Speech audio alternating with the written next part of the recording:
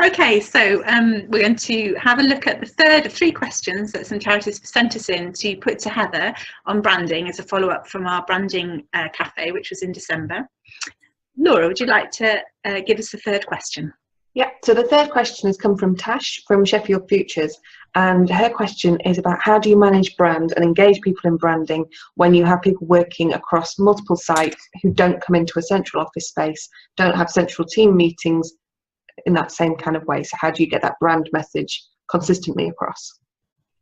Okay, that's something that a lot of organisations, charitable or otherwise, will face. And it's really about how you articulate brand once it's agreed and defined. It's not just about sharing it with the outside world, but internally you have to share that too. People who work for an organisation are the best ambassadors for a brand, and they have to live and behave that brand in everything that they do. Otherwise it starts to look like a big fat lie. So it's essential that they're on board. A lot of organisations will produce a brand booklet as a kind of culmination of the brand project work. And that might be something simple like a PDF that is circulated amongst staff. And those staff all need to know their own role in upholding the values and the meaning that is inherent in that brand. It's important and it's essential really that they know that and can endorse the work of the brand through everything that they do. I think another thing that seems to be really important is that if there is a board within the organisation, having some kind of marketing communications presence on that board is also a really good way of making sure that the brand is a consideration of everything at board level and beyond. So it helps to instill the value of a brand in the culture of an organisation, which is ultimately how it's best going to come across if it's somehow inherent. And I think probably the third tip for making sure that your brand is articulated across your organisation, no matter where people are, is to involve people who are away from the centre of the organisation in the brand planning process. So sticking them at the heart of the process means that the product belongs to them.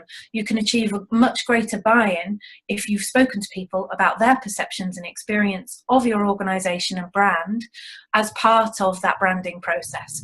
So get their input, get their take on things, share the journey of the project with them, take them on board and take them along throughout that process, and make sure that they understand that they are connected to the beginnings of the brand. It's come from them, and it is their job as well to enforce that through everything that they do on an ongoing basis. And would you see any role perhaps in job descriptions? And yeah, that's a really good point.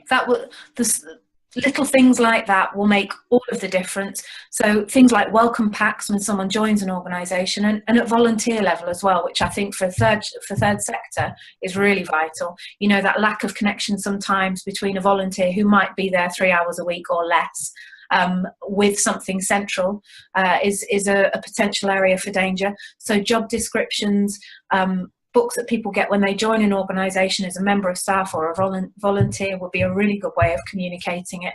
So brand, when it works well, is inherent in an organisation, partly because it's come from it, but also because there's that cyclical kind of relationship. It has to feed the value of it, and it has to feed evidence of it. So yes, job descriptions, anything like that, that just keeps people tuned into what their brand means and their role in underpinning that. Great.